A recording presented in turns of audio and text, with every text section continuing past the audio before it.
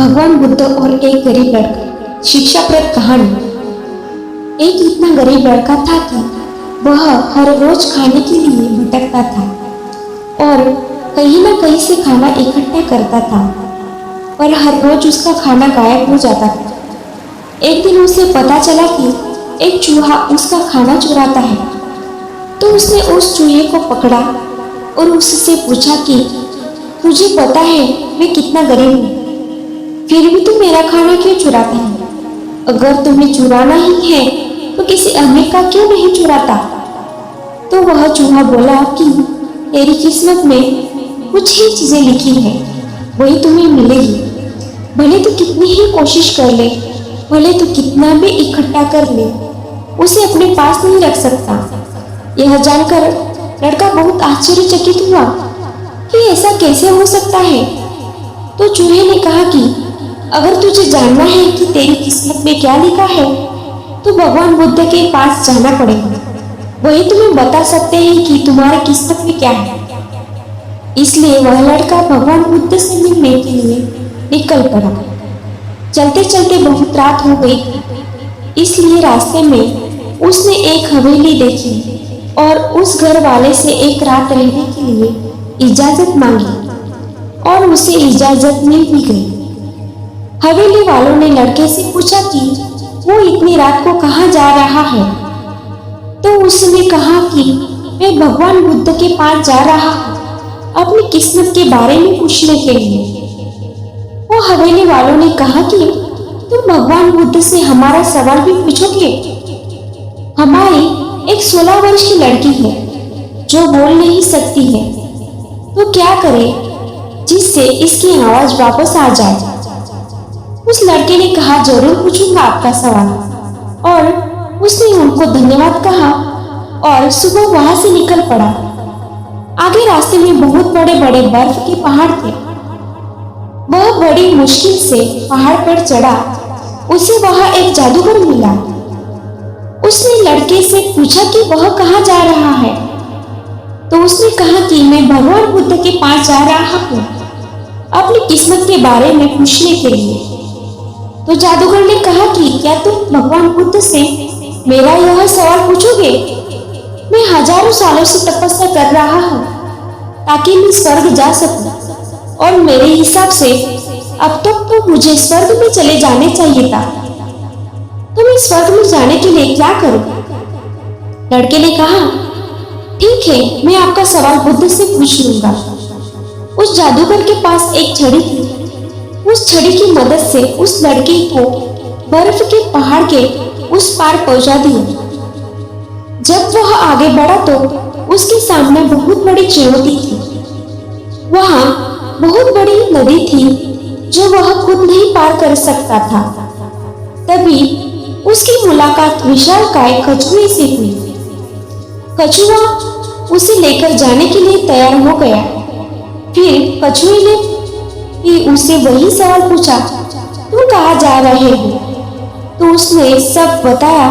तो कछुए ने भी एक सवाल पूछने के लिए कहा, मैं 500 सालों से ड्रैगन बनने की कोशिश कर रहा हूँ, पर अभी तक नहीं बन पाया। तो मैं ऐसा क्या करूँ जिससे मैं ड्रैगन बन जाऊँ? लड़के ने कहा, मैं आपका सवाल जरूर पूछूंगा। कछुए ने लड़के को अपनी पीठ पर बिठाया और नदी के उस पार पहुंचाया। आखिरकार लड़का भगवान बुद्ध के पास पहुंच ही गया। वहां बहुत सारे लोग थे। बुद्ध ने कहा, एक व्यक्ति केवल 3 सवाल के जवाब दूंगा। लड़का एकदम आश्चर्यचकित हो गया, क्योंकि उसे तो 4 सवाल पूछने थे। वो सोचने लगा कि उसने कौन से 3 सवाल पूछने चाहिए। उसने कछुए के बारे में सोचा कि कछुआ 500 सालों से ड्रैगन बनने की कोशिश कर रहा है। जादूगर 1000 साल से स्वर्ग जाने के लिए तपस्या कर रहा है, और वह लड़की बिना बोले कैसे पूरी जिंदगी निकाल सकती है। फिर खुद के बारे में सोचा कि मैं तो सिर्फ गरीब हूँ, मैं तो मांगकर भी जिंदगी का गुजारा कर सकता हूँ, पर कछुआ, जादूगर और लड़की की परेशानियां तो मेरी परेशानियों से भी बहुत बड़ी है। तो लड़के ने उनके 3 सवाल भगवान बुद्ध से पूछे। बुद्ध ने जवाब दिया कि कछुआ 500 सालों से ड्रैगन बनने की कोशिश कर रहा है, पर अपने कवच को छोड़ने के लिए तैयार नहीं है। जब तक वह कवच को नहीं छोड़ेगा, तब तक वह ड्रैगन नहीं बन पाएगा। वही जादूगर अब तक अपनी छड़ी नहीं छोड़ेगा, तब तक वह स्वर्ग नहीं जा पाएगा। और जब लड़की को उसका जीवन साथी मिल जाएगा, तब वह बोलने लग जाएंगे। यह सब सुनकर लड़का वापस कछुए के पास आया और उसे सब कुछ बताया। तो कछुए ने अपना कवच निकाल दिया। जैसे ही कवच निकाला, उसमें कीमती मोती निकले। वह मोती कछुए ने लड़के को दे दिए और वह ड्रैगन बन गया। फिर जादूगर के पास गया और सारी बातें बताई। तो जादूगर ने अपनी जादू की छड़ी लड़के को दे दी और वह स्वर्ग में चला गया। उसके बाद लड़का उसी हवेली में गया जहां उसने रात गुजारी। जब वह गया तो लड़की सामने आई और बोली, उस रात हमारे हवेली पर तुम भी थे ना। इस तरह लड़की को पैसा, पावर और एक खूबसूरत जीवन साथी मिल गई। जीवन में कुछ पाने के लिए कुछ देना पड़ता है। जब जादूगर ने छड़ी दी तो उसे स्वर्ग मिल गया। वैसे ही जीवन में कुछ बड़ा करने के लिए अपने कंफर्ट जोन से बाहर आना होता है। पानी का जहाज सबसे ज्यादा किनारे पर ही होता है, पर जहाज किनारे के लिए नहीं बना है। वह बीच समुद्र में लहरों को चीरते हुए आगे बढ़ने के लिए बना है। इस कहानी से हमें यही सीख मिलती है कि हमें जीवन में कुछ बड़ा करने के लिए थोड़ा खतरा तो लेना ही होगा। और अगर आपको लगता है कि आपके जीवन में समस्या बहुत सारी है, तो जरा एक नजर डालिए उन लोगों पर जिनके पास रहने को घर नहीं है, खाने को रोटी नहीं है, कोई देख नहीं सकता, कोई चल नहीं सकता, तो कोई बोल नहीं सकता। क्या आपकी समस्या उनकी समस्याओं से बड़ी है? दोस्तों, अगर आपको यह कहानी भगवान बुद्ध और एक गरीब लड़का Gautam Buddha motivation story in Hindi पसंद आई हो तो हमें कमेंट करके जरूर बताएं।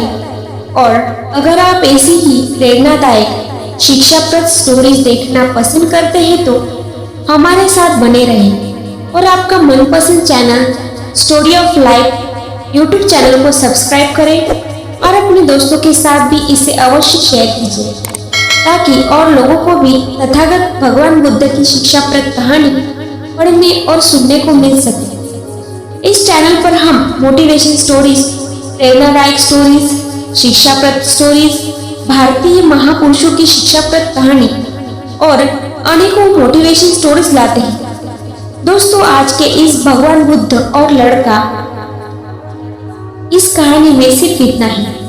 दोस्तों, हम आपसे फिर मिलेंगे ऐसी एक शिक्षाप्रद और मोटिवेशन कहानी के साथ, जो आपका जीवन ही बदल देने वाली सत्य और शिक्षाप्रद कहानी होगी।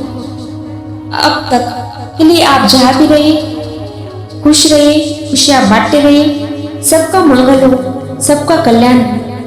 बहुत सभ्य मंगलम। आपका बहुमूल्य समय देने के लिए धन्यवाद। Presentation by story of life YouTube channel. Subscribe करने के बाद ना घंटी बजा देना, ताकि जब भी मैं कोई न्यू वीडियो अपलोड करूं तो तुम्हारे फोन की घंटी भी बजे।